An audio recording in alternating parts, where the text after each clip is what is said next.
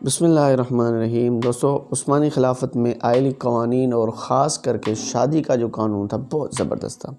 اکتوبر 1922 میں جس قانون کا اجرا کیا گیا اس کی چند شقیں نظر سے میری گزری، جس کا خلاصہ آپ کی خدمت میں پیش کروں گا اس ویڈیو میں۔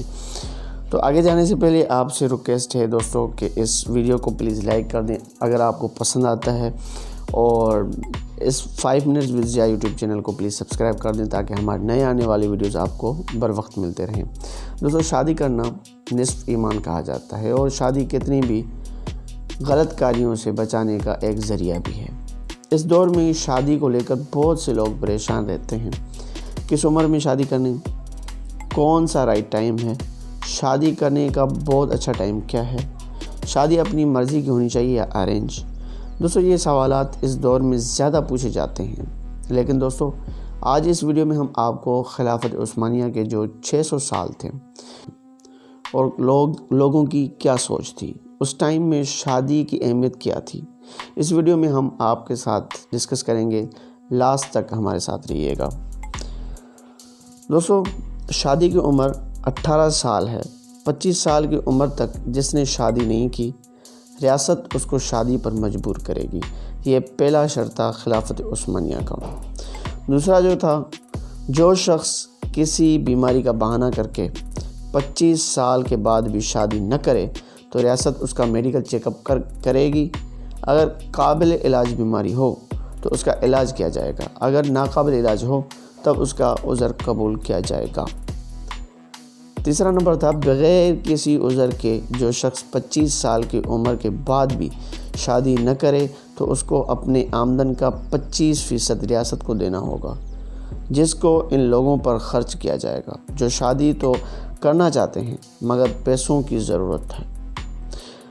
نمبر 4، جو بھی شخص 25 سال کی عمر کے بعد بھی غیر شادی شدہ ہو وہ کسی بھی سرکاری ملازمت کے لیے نائل ہوگا، اگر پہلے سے ملازم ہو برطرف کیا جائے گا۔ نمبر 5، ہر وہ شخص جس کی عمر 50 سال سے اوپر ہو اور وہ صحت مند اور تندرست ہو اور ایک ہی شادی کی ہو اور مالی لحاظ سے بھی دوسری شادی کے قابل ہو تو اس کو دوسری شادی کی ذمہ داری دی جائے گی تاکہ وہ معاشرے کی ضروریات کو پورا کرنے میں کردار ادا کرے۔ اگر وہ بلا وجہ دوسری شادی سے انکار کرے تو 1 سے 3 فقراء کی کفالت کی ذمہ داری اس پر ڈال دی جائے گی۔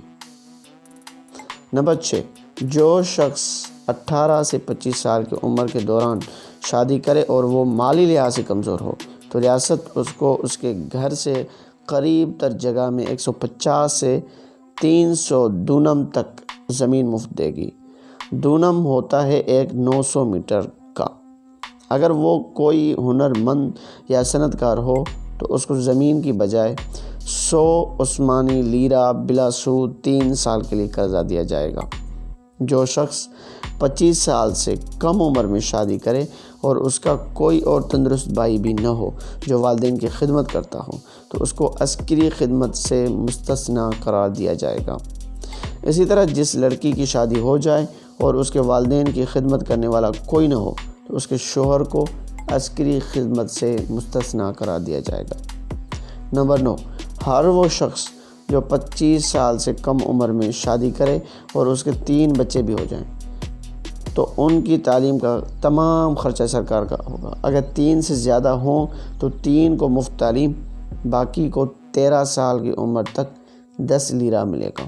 جس عورت سے 4 بیٹے پیدا ہوں اس کو اعزازی 20 لیرہ دیا جائے گا۔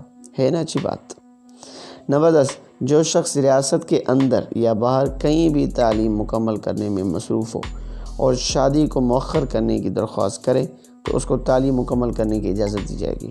نمبر 11، جو شخص کسی بھی کام کے لیے بیرونی سفر پر جائے تو اپنی بیوی کو ساتھ رکھے گا، ورنہ اس کو منع کر جائے گا اور اس ملک میں دوسری شادی کرے گا جہاں پر وہ رہتا ہے، واپس آ کر دونوں بیویوں کو ساتھ رکھے گا۔ یہ تھے خلافت عثمانیہ کے چند اصول شادی کے مطابق۔ اگر یہی قانون اس ملک میں رائج ہو جاتے ہیں تو لوگوں کی بہت اچھی زندگی بن جائے گی اور لوگ بالکل ڈپریشن سے نکل جائیں گے۔ آپ کا سننے کا بہت بہت شکریہ۔